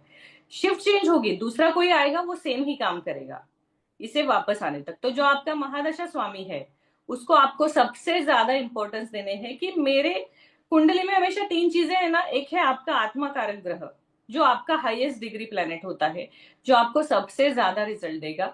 उसके बाद है आपका अवयोगी प्लेनेट। अवयोगी प्लेनेट मतलब जो आपको सबसे ज्यादा खराब रिजल्ट देगा। और तीसरा जो होता है ना आपका महादशा स्वामी। इन तीनों को हमेशा पकड़ के चलना है और उनको बल देना है, तो आपके बहुत सारे प्रॉब्लम्स अपने आप धीरे धीरे खत्म होने लगते हैं बिना किसी और एस्ट्रोलॉजर के गाइडेंस के। ये आप जब करोगे ना तब जाके आप दूसरों को दे पाओगे। अब हम करते हैं मंत्र किसी गुरुजी से या किसी से, तो वो करेंगे उसका फल आता ही है, लेकिन मैं कहती हूँ आप खुद करोगे ना तो आपका ऑरा हील हो जाता है। 40 दिन की बात है, लेकिन उसके बाद आप 2 माला भी करो ना। मैंने ऐसे लोग देखे हुए हैं। अभी रिसेंटली का मैं आपको एक एग्जांपल दूं ना, एक व्यक्ति जिनका नाम मैं नहीं ले सकती, 3 months back his life was very average. Before our election, I will say, I will not say 4 to 5 months down the line, very average life। ज्योतिष का ही बिजनेस था और उनके बहुत सारे ये करूं वो करूं 50 बिजनेस है और कुछ चल नहीं रहा था ठीक से। सडनली उनका जो एक गुरु मंत्र उनको मिला था, उन्होंने रिलीजियसली उसका 1 लाख जाप किया, उन्हें किसी ने दिया होगा ना। गुरु मंत्र एक ऐसी चीज है कि हम किसी को बताते नहीं है, ना ही लिखते हैं ना रखते हैं, अपने दिमाग में उसको रखना होता है। उन्होंने उसका जो जाप किया ना, सडनली जब इलेक्शन हुआ उसके बाद कुछ ऐसा मूवमेंट हुआ कि उनकी कम्युनिटी का जो वोट बैंक था उसका इंपॉर्टेंस इतना ज्यादा बढ़ गया और उनकी कम्युनिटी ने उनको अपना नेता मान लिया। Now that person has 4 bodyguards in 5 months, 2 cars and very different, मतलब पूरा उनका life over the time change हो गया। बट जब भी मैं उनसे मिलती हूँ, अभी 2-3 दिन पहले भी मिली थी, तो वो मुझे यही बोलता है कि तेजस्वी जी ये मेरे कारण नहीं हुआ है, मेरी कुंडली के कारण भी नहीं, जो एफर्ट्स मैंने किए है ना, कि मैंने वो मंत्र छोड़ा नहीं जिस दिन से मेरे गुरु ने दिया था। 3:30 बजे सुबह उठ के मैंने वो मंत्र किया है, 5 बजे उठ के किया है। मैं रात को 2 बजे सोता हूँ तो भी मैं 3:30 बजे उठ के वो मंत्र करता हूँ, क्योंकि मुझे वैसा बताया गया है, तब वो रिजल्ट आता है। अब हम उतना करने के लिए अगर रेडी है तो ठीक है, नहीं है देन हमें कुछ और ढूंढना है। और मैं जब हम बोलती हूँ तो हमें नहीं देखना है, हमें अपने क्लाइंट को देखना है, क्योंकि हमें तो एस्ट्रोलॉजर बनना है। तो आप किसी को बोलोगे तो बोलेगा नहीं भाई कुछ और बताओ, जेमस्टोन बताओ, रुद्राक्ष बताओ, या कोई पूजा बताओ। ये सब तो करने के लिए इतना टाइम नहीं है मेरे पास, होगा नहीं। मंडे तो मुझे नॉनवेज खाना ही पड़ता है, मेरे घर पे बनता है, तो मेरे से तो नहीं होगा। तो ऐसे समय पे आपको उनके लिए फिर कुछ और जो चीजें हैं वो ढूंढनी है। उसका भी मैं आपको एक एग्जाम्पल देती हूँ। 8th हाउस, किसी भी कुंडली का 8th हाउस जो है उसे क्या कहा जाता है कि सारी चीजें जो है वहां जाके गायब हो जाती है, समाप्त नहीं होती है। समाप्ति या मोक्ष का हाउस जो है वो 12th हाउस है। रहस्यमय तरीके से गायब होना, ये 8th हाउस में जाता है, इसलिए उसे गूढ़ विद्या भी जोड़ा जाता है, गड़ा हुआ धन भी जोड़ा जाता है, हर चीज उस चीज से आती है। अब आपको 8th हाउस अपने हर हाउस से देखना है, आपके सेकेंड हाउस का 8th हाउस क्या है। मान लीजिए आप फाइनेंशियल प्रॉब्लम से प्रॉब्लम डील कर रहे हैं, तो लिक्विड कैश नहीं आ रहा है या सैलरी में इंक्रीमेंट नहीं हो रहा है, मतलब सेकेंड हाउस का प्रॉब्लम हुआ। तो सेकेंड का 8 कौन सा घर है, उस घर का प्लैनेट है, उसकी रेमेडी आपको करनी है, तब आपकी चीजें सुधर जाएंगी। जैसे मैंने आपको पहले शुरुआत में बोला था कि मैं किसी की कुंडली इमीडिएटली नहीं देखती हूँ, मैं पहले उनका 9th हाउस देखती हूँ, नहीं लगा तो मैं उनको वापस भेजती हूँ कि आज आपका अपॉइंटमेंट नहीं हो रहा है, आपको 4 दिन बाद वापस आना पड़ेगा। 9th हाउस में अगर कोई भी पाप ग्रह है तो उस व्यक्ति का प्रेजेंट लाइफ का पुण्य कर्म जो है वो बहुत कम रहता है, यानी कि उनका अभी समय नहीं आया है कि उनको कोई रेमेडी मिले।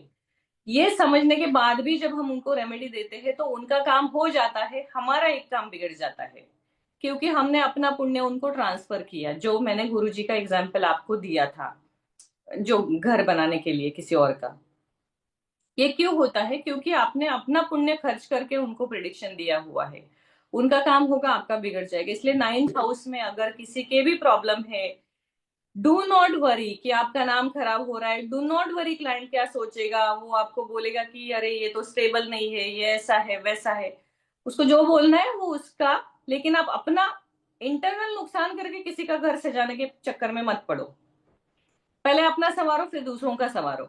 तो उसको आपने सीधे वापस भेजना है, आपने उसको कुछ मंत्र दीजिए कि आप ये 15-20 दिन 21 दिन मंत्र कीजिए और हम फिर से आपका चार्ट देखते हैं। तो ऐसे टाइम पे मैं उनको बोलती हूँ कि हम फॉलोअप सेशन ले लेते हैं, आप वापस आ जाइए, वापस देते हैं। I do not charge for that follow up कि वो 1 घंटा भी चले, क्योंकि मुझे पता है कि जो पहले मैंने सेशन लिया उसको उनको रिजल्ट नहीं आने वाला है। तो इतना आपको बारीकी से देखना है। तो 9th हाउस में जब भी किसी के गड़बड़ है ना, उनको इमीडिएटली आपको रिजल्ट नहीं देना है, लेकिन उनको आप एक रेमेडी दे सकते हो। ये कैसी रेमेडी दे सकते हो कि 9th हाउस किससे जुड़ा हुआ है, स्पिरिचुअलिटी से जुड़ा हुआ है, और उनका जो प्रॉब्लम है वो ये है कि उनको आप कोई भी मंत्र दो वो नहीं करने वाले हैं, पूजा बताओ नहीं करने वाले हैं, कोई भी ऐसी चीज आप दे दो वो नहीं करने वाले, क्योंकि उनका वहां पे पाप ग्रह जो उनको करने ही नहीं देगा कोई स्पिरिचुअल एक्टिविटी। तो आपको उनको क्या देना है, उनको आपको वो प्लेनेट ढूंढना है जो उनको ट्रबल कर रहा है। मान लीजिए राहु उनको ट्रबल कर रहा है। What is Rahu? Rahu is electronics, Rahu is technology, 9th house is spirituality. आपको उनको क्या बोलना है कि आप किसी भी मंदिर में या किसी भी स्पिरिचुअल स्थल में कोई स्पीकर या कोई ऐसी चीज इलेक्ट्रॉनिक आइटम है जो डोनेट कर दीजिए, तो इमीडिएटली उनको अपने जीवन में अच्छा रिजल्ट आना शुरू हो जाएगा। अगर उनका जुपिटर जो है वो उनको ट्रबल कर रहा है और 9th हाउस बिगड़ा हुआ है, तो आप उनको क्या रेमेडी दोगे कि आप किसी ऑर्फनेज में या बच्चों के लिए बुक्स या किसी का फीस भर दीजिए, ताकि उनका जुपिटर हील होके वो आपको जो है वो देगा क्विक रिजल्ट। ये रेमेडीज सच में काम आते हैं, और ये डेफिनेटली काम आते हैं जब कोई मंत्र वगैरह नहीं करना चाहता है। तो ये कॉम्बिनेशन हम सीखेंगे हर प्लेनेट का और हर भाव का, कि कौन से घर से कैसा जुड़ा है। अब किसी व्यक्ति का घर नहीं हो रहा है बहुत समय से, पैसे हर चीज है लेकिन नहीं हो रहा है, किसी ना किसी कारण वो डिले ही हो रहा है, उनके लिए सिंपल सी रेमेडी है। उनके आसपास अगर ऐसा कोई है कि जिसका खुद का घर नहीं हो रहा है, तो उन्होंने बस एक चांदी का छोटा सा घर जो है वो उनको गिफ्ट कर देना है एज अ डेकोरेटिव आइटम, क्योंकि वो उनके घर में रहेगा तो उनका सपना उनके सामने रहेगा कि यार मेरा ऐसा घर बनना है। तो वो जो थॉट है ना, जिसके पास पैसा है और घर नहीं बन रहा है उसका घर बनवा देगा। इस प्रकार से हम कॉम्बिनेशन जो है वो रेमेडीज का सीखेंगे। 7th हाउस का एक रेमेडी मैं आपको बताती हूँ जो बहुत बार मैंने ट्राई किया और हर बार हुआ है। 7th house is married life. किसी की भी I don't know if she is log in और नॉट, बट वो अगले क्लास में रहेगी, she will share the experience. उन्होंने बहुत बार शेयर किया है जिनको रिजल्ट आया था इसका। तो एक मेरी रेगुलर स्टूडेंट है, वो हमेशा बताती भी है, वो बताएंगी कभी। तो उनका 7th हाउस का बहुत प्रॉब्लम था कि हस्बैंड से एक तो बनती नहीं थी, फिर सेपरेट भी रहते थे, साथ में भी नहीं थे, इससे बहुत सारा चल रहा था। उतने समय में क्या हो गया कि उनको मैंने बताया था कि किसी की भी शादी में अगर प्रॉब्लम आ रही है ना तो आप उनको हेल्प कीजिए। जैसे कि शादी हो रही है और लेकिन पैसे नहीं है शादी करवाने के लिए, बहुत गरीब घर के हैं, तो कुछ आप वहां पे उनको चीजें डोनेट कर दीजिए जो उनके संसारिक लाइफ में काम आएगी। या किसी की शादी टूट रही है तो उसको फिक्स करने के लिए कुछ चीजें कर दीजिए। लॉयर की फीस भरना नहीं, वो शादी तोड़ने में चला जाएगा। तो उनको जो भी चीज उनके मैरिज को टिकने के लिए जरूरी है वो उनको करनी है। मैंने जब उनको बोला था तब वो अपने घर चली गई थी छुट्टी पे, और वहां पे जो सार्वजनिक विवाह होते हैं ना, वो उनको कहीं से पता चला कि हो रहे। तो वहाँ कुछ 11 कपल थे, उनका सार्वजनिक विवाह हो रहा था। तो इन्होंने बस बोला कि ये जितने भी है ना, उन सबका जो बेड है वो मैं दूंगी। मेरा उतना कैपेसिटी कि मैं सबका बेड, अगर आपको किसी को डोनेट ही करना है तो आपको जाके लाइफस्टाइल में या होम सेंटर में नहीं ढूंढना है, आप 5-10 हजार में भी दे सकते हो, क्योंकि उस व्यक्ति को भी उतनी ही जरूरत है। तो उन्होंने 1-1.5 लाख शायद कुछ खर्च किए होंगे, और 11 बेड उन्होंने डोनेट किए थे सारे कपल्स को। उसके बाद विद इन 6 मंथ इनका अपना जो लाइफस्टाइल है ना, वो एक ट्रैक पे आ गया। इनका खुद का ट्रांसफर सेम सिटी में हो गया जहां उनके हस्बैंड थे, और जो उनका बैलेंस नहीं हो रहा था, वो मैरिड लाइफ भी बैलेंस हो गया। तो we have to find out this such kind of combination. But वो कॉम्बिनेशन कहाँ से आएगा ये भी आपको देखना है। सेवेंथ अगर खराब है ना, तो मतलब सबको ही बेड या सबको ही बर्तन नहीं देना है। एग्जैक्टली क्या देना है, जिस व्यक्ति को मैंने बेड बोला था, उनका 12th में मंगल था। 12th इज बेडरूम, वहां पे मंगल जाने के कारण उनका इंटीमेसी खत्म हो गया, बॉन्ड खत्म हो गया, बेडरूम लाइफ खत्म हो गया। तो उस चीज से रिलेटेड चीज हमने दी। अगर वो 4th हाउस से कनेक्ट होता, प्रॉब्लम 4th में कुछ उनका 7 और 4th में प्रॉब्लम होता था, कोई भी प्रॉब्लम हम 3 प्लैनेट से या 3 भाव से देखेंगे हमेशा, जो ट्रायंगल जिसको बोला जाता है। तो अगर 4th खराब है तो हमें उनकी माता से रिलेटेड, या जिनको हेल्प करनी है उनकी माता से रिलेटेड, ऐसा कॉम्बिनेशन करके चीजें सीखनी है। और एक सबसे बड़ा सूत्र मैंने पहले क्लास में भी बताया, फिर भी आज बताऊंगी। जब आपके जीवन में कुछ भी काम नहीं हो रहा है ना, करियर भी नहीं हो रहा है, बच्चों का भी ठीक नहीं है, मेरा भी प्रॉब्लम है, रिलेटिव्स में भी किसी ना किसी का कुछ चल रहा है, मतलब कुछ कर्स है, आपको देखना है कि आपका सैटर्न कहाँ बैठा है। सैटर्न की जो एस्पेक्ट है, तीसरी दृष्टि, उसे वक्री दृष्टि कहा जाता है, मतलब तिरछी नजर। तो सैटर्न जब भी कभी तीसरी दृष्टि डालता है, उसे वक्री दृष्टि कहा जाता है। मतलब क्या है कि उस जगह पे जो भी आपका सैटर्न से तीसरा घर आएगा ना, वहां पे आपका काम हमेशा बिगड़ा हुआ होगा, उसको आपको हमेशा कंट्रोल में रखना है। और सैटर्न की जो 10th एस्पेक्ट आती है, that is your Can you past repeat? Life in complete Karma. तो उस घर से रिलेटेड कुछ आपका छूटा है। जैसे अगर किसी का 7th में सैटर्न है, तो 4th में उनका 10th हाउस आ जाएगा। तो वहां पे उनको 4th हाउस है, मतलब अपनी माता से रिलेटेड या माता के घर से रिलेटेड सेवा है वो करनी है, तब उनका वो 7th हाउस का जो प्रॉब्लम है वो ठीक होगा जब वो 4th हाउस को करेक्ट करेंगे। बिकॉज सैटर्न से 10th जहां भी आ रहा है ना, उस घर को आपको ठीक करना है, आपकी 4 अलग अलग प्रॉब्लम एक साथ फिक्स हो जाएंगी। लेकिन ये जितना सिंपल रूल है उतना आसानी से नहीं होता है। जैसे मैंने बताया कि 7th में जिनका सैटर्न है, उन्होंने माता की सेवा करनी है या मदर से कुछ करना है, ऐसे लोगों को मैंने बहुत बार देखा है कि उनके पेरेंट्स उनको प्रॉपर्टी से बेदखल कर देते हैं, उनसे बात ही नहीं करते हैं, उनसे झगड़ा करते हैं। तो ऐसे सिचुएशन क्रिएट होते हैं कि आप चाह के भी वो नहीं कर सकते। अब सैटर्न आपको दिखाता है कि आप कितना झुक सकते हो, मैक्सिमम कितना झुक सकते हो। अगर 3rd हाउस में दृष्टि आ रही है, तो अपने सिबलिंग्स से रिलेटेड आपको हमेशा बच के रहना है कि कुछ भी हो जाए, उनके साथ आपकी तरफ से गलत नहीं होना चाहिए। सैटर्न की 10th एस्पेक्ट अगर आपके 3rd में आ रही है, तो आप अपने सिबलिंग को अगर किसी दिन गलती से बुरा बोलोगे, गलती उनकी है लेकिन बोला आपने है, तो भी आपके कर्म एक्टिवेट हो जाएंगे। इतना ज्यादा आप ख्याल रखोगे ना 10th हाउस का सैटर्न से, आपकी बहुत सारी चीजें ठीक होने लगती है। और ये बहुत सिंपल है और बहुत डिफिकल्ट है, दोनों भी है, क्योंकि सबसे बड़ी बात है कि ईगो, जिसको साइड में रख के काम करना पड़ता है 10th हाउस में। जैसे 3rd हाउस मैंने बोला सिबलिंग है, तो आपके सिबलिंग आपको बिल्कुल भाव नहीं देंगे, आपसे बात भी नहीं करेंगे, आपका अपमान करेंगे। ऐसे टाइम पे जाके मुस्कुरा के उनसे बात करना, मतलब बहुत बड़ा उसके लिए ये चाहिए थे। तो वो जब होगा तब आपका एक्चुअल प्रॉब्लम सॉल्व होगा। इसलिए एक्सेप्टेंस और सरेंडरनेस, ये दोनों चीजें भी होना लाइफ में जरूरी है, तब जाके वो आपको आपके एक्चुअल प्रॉब्लम को हटाएगी। तो ये जो है ये एस्ट्रोलॉजिकल पार्ट था कि ये हम इस तरीके से सीखेंगे। हम जो फॉर्मेटेड एस्ट्रोलॉजी है ना, वो नहीं सीखेंगे कि 10 में ये है तो ये हुआ, वो हुआ तो वो हुआ।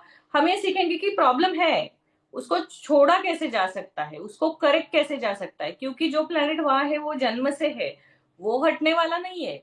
वो ट्रांजिट में कितना भी घूमे, जन्म में अगर आपके सप्तम में शनि, तो मैरिड लाइफ प्रॉब्लम देगा ही देगा। मंगल 12वें में है तो अफेयर देगा ही देगा। ये चीजें हम बदल नहीं सकते, उनकी इंटेंसिटी कम कर सकते हैं। तो वो कम करने के लिए हमें ट्रांजिट और ये तरीके के रेमेडीज जो है ये सीखने हैं, जो बहुत सी चीजें जो है वो आसान कर देते हैं। यहाँ तक सबको कैसे लगा?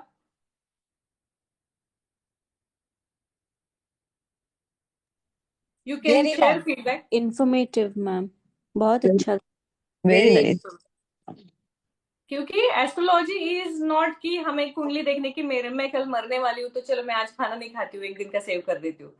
हमें हमें वो प्रिडिक्शन को यूज करना कि कल मरने वाली हूँ तो मेरा आज जीना क्या बाकी है, ताकि मैं इनकम्प्लीट कर्मा लेके कल मरी तो परसों का नया जन्म उसके बेस नहीं आना चाहिए। तो पॉजिटिव वे में हमें एस्ट्रोलॉजी सीखनी है। श्रद्धा जी, आपको कैसे लगा? Me? हाँ, सोनाली, श्रद्धा, everybody. Acha. Very nice, very nice. Very interestingly. I mean, not in the typical way. Interestingly, so that we can apply. Basically, it's application. Main So, it is applying. Astrology is a corrective science, it is not the predictive science. जिनसे मैंने सीखा है वो हमेशा बोलते हैं astrology is not predictive science. जब आप पहले जमाने में थोड़े से एक 20-25 साल पहले, या अभी भी जो 70-80 वाले एस्ट्रोलॉजर्स है उनके पास जाते हैं, वो आपको प्रिडिक्शन देंगे कि ये होगा तो होगा, ये आपका कर्म है। लेकिन it is not predictive science, it is corrective, कि ये तो होगा लेकिन ये कम से कम डैमेज कैसे करेगा ये हमें ढूंढना है। right. और अगर वो डैमेज होने ही वाला है तो उसको एक्सेप्ट कैसे करना है, इसलिए हमें क्लाइंट को जो है प्रिपेयर करना है। इसका Yeah. एग्जाम्पल है कि किसी की कुंडली में संतान सुख नहीं है, तो संतान सुख जरूरी कैसे नहीं है, आज के टाइम में नहीं हुआ तो क्या फर्क पड़ेगा, ये समझाने का काम आपका है, ताकि उनका दुख कम हो। घटना तो वही रहेगी, दुख कम हो जाएगा। Correct. Yeah. इस तरीके से हम सीखेंगे। तो आज हम यहीं पे रुकते हैं। इसका डिटेल्स तो मैं आपको भेज दूंगी, लेकिन जनवरी में ये क्लास फ्री में चलेगा। फेब तक then you guys can decide you want to continue और नॉट। मैम, यस, प्रणाम मैडम। प्रणाम। बहुत अच्छा लगा, बहुत दिनों से सुना आपको, बहुत आई कैन से। मुझे तो अच्छा लगा क्योंकि मैंने अपने आप को बहुत दिनों के बाद सुना। पर मुझे ऐसा लगता है ma'am, you are a very good guru, you have a treasure of knowledge and I can listen to you hours together. Means ऐसा नहीं कि 1 घंटा 2 घंटा, आई कैन 7-8 आज जितना आप बोलेंगे मैं उतना घंटे आपको सुन सकती हूँ। सुनाऊंगी, मैं बुक्स लेके बैठी हुई, यही बुक्स पे पढ़ने वाली हूँ, आप सुनते जाओ। मैं बुक्स पढ़ने वाली हूँ। And one more thing, do not call me Guru. I am mediator who is passing my guru's knowledge, our ancestors' knowledge, our sages' knowledge to you guys. Just I got the access. I'm lucky enough to get the access. I want you guys to be part of it. Right. Guru Yeah. बनने के लिए बहुत त्याग भी करना पड़ता है, मुझे नहीं करना है, मुझे नॉर्मल जीवन जीना है। Tejasvi, Yeah, one second. You had said that about the software, right? So yeah. we'll have to download the software. Like You will have to AstroSage, I download. have already, but I should download some other. No, it will not the AstroSage. ये दूसरा है, ये जैसे मैंने कहा KN Rao करके एक है, उनका है ये, दूसरा software. You'll send a link and ठीक है। okay. एस्ट्रोसेज And कुंडली में पहले बताती थी सबको डाउनलोड करने के लिए, but what I have notice कि जैसे मैं आपको ये सॉफ्टवेयर दे दूं ना, एस्ट्रोसेज या कुंडली का, तो उसके नीचे जो प्रेडिक्शन आते हैं ना, लोग उसी में फंस जाते हैं। हाँ. वही डिटेल पढ़ के किसी को सुना के चौथे दिन खुद ही एस्ट्रोलॉजर बन जाते हैं। तो ये खुद एस्ट्रोलॉजर नहीं बनते, लेकिन किसी का जीवन जरूर बिगड़ जाता है, बिकॉज दैट इज फॉर्मेटेड। तो वो जितने लोगों का बर्थ डेट है ना, उतने हजारों लोगों के लिए वो एक ही कुंडली एस्ट्रोसेज बनाएगा, वो अलग अलग नहीं बनाएगा। वो सबके जीवन में वही इवेंट लिखेगा जो उस दिन के उस पर्टिकुलर हॉस्पिटल में बने हैं। लेकिन being astrologer you have to get that ability to decode that will come with your personal intuition. True. Books also you said you will be sending the links, na? हाँ, For books. Books Okay. में आपको time लगेगा। Books I will ask you to do after 3 months, क्योंकि जब तक आपका basic पक्का होगा ना, बुक्स में जाके फायदा नहीं। अब जैसे मैंने भावत भावम या ये सब चीजें की, वो जितनी आसान लग रही है ना, उतनी जब तक बेसिक पक्का नहीं है तब तक होंगी नहीं, और फिर ट्रांजिट का होगा। So first 3 months you just focus on that and then we will go for books. Book तो हम एक ही रखने वाले हैं ना, बृहद पराशर होरा शास्त्र। But you will not be teaching Nadi astrology, only no, Parashar. Only Parashar. इसका कारण ये है कि जेमिनी है, नाड़ी है, या बहुत सारी है, भृगुनंदी नाड़ी है, बहुत सारी चीजें हैं ना. These are different ways to go on the same destination. Okay. Prediction आपका वही आएगा, आप भृगुनंदी से बताओ या फिर फिंगरप्रिंट से बताओ या फिर नाड़ी जो पत्तों पे आती है या इससे. तो आपको आपका रास्ता चुनना है कि कौन से रास्ते से आपको जाना है, ताकि आप कुछ बताओगे उसको कोई भी दूसरा, चाहे वो नाड़ी शोधन वाला हो या कोई भी एस्ट्रोलॉजर, वो आपकी बात को काट ना पाए. इतना आपका अपने सब्जेक्ट में होना चाहिए. तो मैं पराशरी सिखाऊंगी. Okay. तेजस्वी जी, रिकॉर्डिंग रहेगी ना अपने को अवेलेबल? रिकॉर्डिंग रहेगी, रिकॉर्डिंग हर क्लास की रहेगी, जिसको आप रिपीटेडली देख सकते हो. और क्वेश्चन आंसर सेशन अलग से रहेगा 30 मिनट्स का, वन वीक. तेजस्विनी जी, नोट्स रहेंगे, पीडीएफ नोट्स रहेंगे. आप में से कोई मुझे वॉलंटियर कर दीजिए. मेरे सारे स्टाफ एकदम मतलब गायब ही हो गए हैं. बिकॉज क्या हुआ, मेरा इतना ट्रैवल बढ़ गया तो वो लेजी हो गए. उन्होंने तो अपना पूरा ही हाथ खड़ा कर दिया कि आना है जाना है, लिख देना है कि आज आके गए ऑफिस में, बस हो गया, कुछ करने की जरूरत नहीं है. तो अब मोस्टली मैं अपॉइंटमेंट वगैरह सब मैंने हटा दिया है ऑफिस से. सब मैं ऑनलाइन ही वेबसाइट से ही ले रही हूँ, ताकि किसी को भी प्रॉब्लम नहीं हो. तो वॉलंटियरिंग आप किस चीज के लिए चाहते हैं, बताइए? मुझे not a volunteer, somebody who can just handle a call और समथिंग. बिकॉज मैं कितना भी अपॉइंटमेंट या सारी चीजें ऑनलाइन कर दूं ना, दिस इज अ सब्जेक्ट की क्या होता है, मैं किसी को कंसल्टेशन दे दूं तो उनको वो कंसल्टेशन के बाद 4 क्वेश्चन आते हैं कि मैम ने रेमेडी बताई थी, ये सुबह करनी है, शाम, ये तो मैं भूल गई, ये नोट डाउन नहीं किया. उन सवालों के जवाब किसी ने देने चाहिए. और मेरा फोन है वो हमेशा साइलेंट पे रहता है. सामने वाली व्यक्ति, आई कुड सेंस की फ्रस्ट्रेटेड हो जाती होगी कि ये औरत कभी फोन देखती भी है या नहीं. लेकिन मेरा प्रॉब्लम है कि जो मेरे सामने बैठा है उसको सुनना ज्यादा जरूरी है ना. राइट. समय मेरा फोन साइलेंट पे होना भी जरूरी है. ये सारी चीजें आ जाती हैं. तो मैं देख रही हूँ 2-3 मैंने ट्राई किए. प्रॉब्लम क्या होती है, I openly can share with you. मेरे साथ प्रॉब्लम नहीं है, स्टाफ के साथ भी नहीं है. प्रॉब्लम ये है कि मेरा बिजनेस ये है एस्ट्रोलॉजी, ये इतना अट्रैक्ट करता है ना, जो भी एम्प्लॉय आएगी उसको लगता है मैं खुद ही एस्ट्रोलॉजर बन जाऊं, मैं क्यों नहीं ये करूं. तो अपने मर्जी से चौथे ही दिन डिक्लेयर हो जाते हैं. फिर नहीं मैम मुझे आप दे दीजिए, मैं फॉलो अप कॉल लेती हूँ, मैं ये करती हूँ वो करती हूँ. नहीं दे सकते हैं, किसी का जीवन है. ऐसे थोड़ी आप एमबीबीएस करके आप जाके सर्जरी करोगे क्या किसी का, उसका अलग से आपको स्टडी करना है ना. तो फिर उनको लगता है कि मैम नहीं दे रही है, तो मैं खुद जाके पर्सनल यूट्यूब से सीख लूं और मैं अपना अपना करूं. ये चीजें होने लगी है. मैम आपका ऑफिस कहाँ पे है? मेरा ऑफिस हीरानंदानी थाने में है. आप कहाँ से बोल रहे हैं? मैं बोरीवली से बोल रहा हूँ. अच्छा, थाने में हम हीरानंदानी स्टेट लोग में. मिले थे डॉक्टर सावंत के थ्रू. ओके, आपका नाम बताएंगे? दीपक आपका बीर से चेहरा बोल भी रहा हूँ मैडम. दिखाएंगे? हाँ एक मिनट. एक मिनट. तेजस्विनी जी, इसमें कितना टाइम हाँ. लगेगा पूरे कोर्स में? 1 year. It is complete 1 year course. Because ये कोर्स में आपको आई वांट कि इस कोर्स के बाद आप कोई बुक भी ना पढ़ो ना, तो भी आप एक अच्छा प्रेडिक्शन दे पाओगे. नमस्ते. क्लासेस का टाइम क्या होगा? टाइम प्रोबेबली इवनिंग का रहेगा, 9 का ही रहेगा टाइम. बिकॉज 9 मोस्टली का. वर्किंग होते हैं. और अगर डे टाइम होगा तो वो 9 सैटरडे 8 थोड़ा मैं ट्राई करती हूँ. But otherwise we can do Saturday Sunday 6 और समथिंग. Every day? इवनिंग 6 बजे चलेगा. सैटरडे या संडे 6 o'clock रख सकते हैं हम. नहीं, मतलब ट्वाइस इन अ वीक और every day? Twice in a week. Twice in a week. Twice in a week. Monica ji बात करें. Oh my god. Yes. So मुझे मैं एवरी तो मैं वीकेंड यही सोच रही हूँ कि आई थिंक मेरे लिए तो यही टाइम सूट करता है, because 6 and 7 will be a हाँ, difficult. 9 days I have seen mostly people are available, but then if it is weekend, then I can take it at 6 o'clock. Okay. हाँ, Ma'am, one Sunday of से the days you can take like on Saturday is working weekends for because me. sometimes फिर weekends में कभी कुछ आना जाना भी होता है. मतलब हाँ, तो sometimes या दोनों ज्यादातर में कुछ से एक ही ऐसा चीज निकलता कर है सकते. तो वो weekends पे ही होता है. या तो वीकडेज में कभी रात में बाहर है 9 तो बजे होगा, या वीकेंड में शाम को 6 बजे. दोनों में से एक ही टाइम डिसाइड होगा. 8 बजे Because बात for हुई थी ना, आपने बोले थे Saturday 8 is 8 बजे. बजे working भी day कर for सकते me. हैं. हाँ 8 बजे That प्लीज, is- बिकॉज 9 बजे करते करते वो 10 साढ़े 10 बज जाता है, तो अभी खाना 8 अगर बजे कर वो सकते आते हैं मैम सब 8 काम बजे नहीं, बच्चे 8 बच्चे, तो बजे फिर नहीं, इट्स वो डिफिकल्ट। 8 बजे नहीं। 8 बजे 8:30 कर मुझे लीजिए। ऐड करने दीजिए, मुझे मेजोरिटी से करो मैडम। basket देखने मैम दीजिए। मैम 6 बजे ठीक है, 6 और बजे। रिकॉर्डिंग है, I'm working. I don't have time at 6. Ma'am पोल कर लो। नहीं मैं अपना डिसाइड करती हूँ स्केड्यूल, क्योंकि फिर कोई नाराज हो जाता है, पोल में कोई नहीं, ये प्रॉब्लम हो जाती है। सो हाँ जी। Let's figure it out. Deepak okay ji ma'am. कैसे हैं आप? हम कब मिले थे बस आप? डॉक्टर सावंत यांच्या थ्रू भेटलो, वास्तूच्या क्लासला आलो होतो तुमच्या.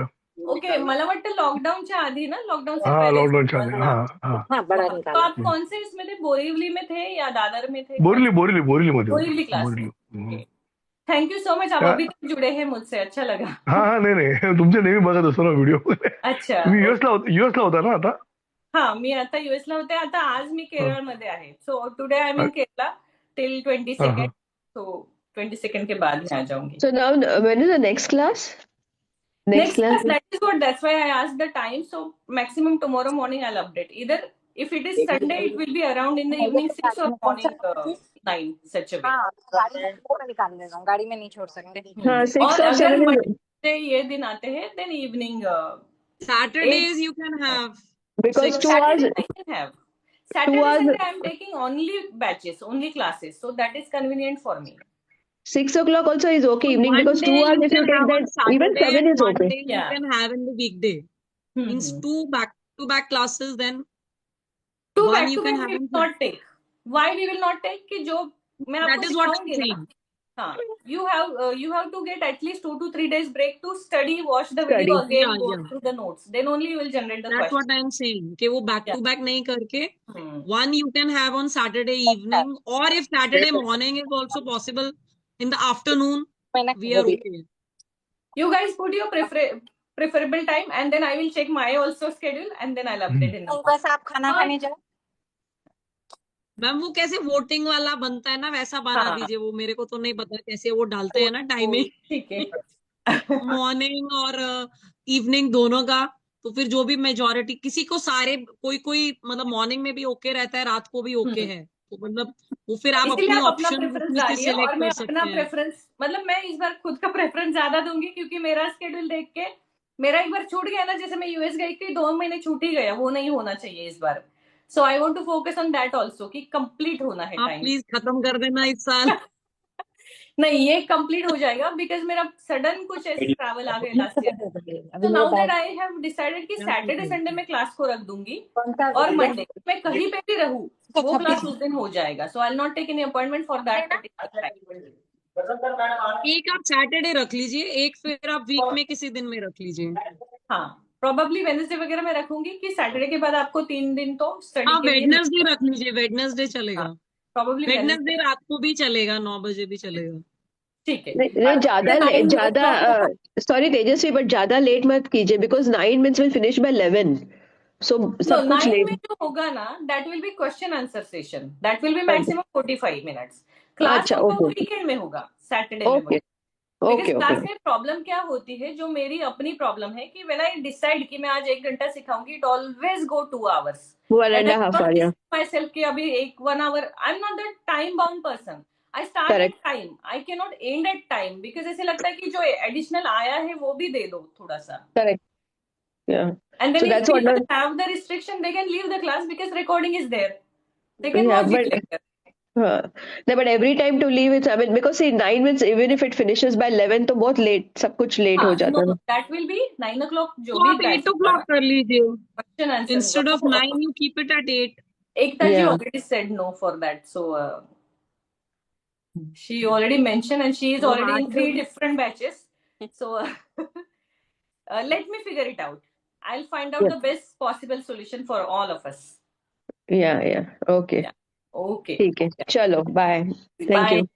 Shubham Thank you. Bhavatu. Thank you Good so night. much. Shubham, Bye. thank you. Night. Good Tejashwi night. Ma'am, hello. Yes. आज की रिकॉर्डिंग मिलेगी क्या? मिलेगी। इस महीने जितने भी होंगे सबको, सबकी जितने भी फ्री सेशन है सबको रिकॉर्डिंग मिलेगी, कोई प्रॉब्लम नहीं. Okay, Yeah. थोड़ा वापस रिवाइज करने के लिए थैंक यू। हाँ. Okay. Yeah.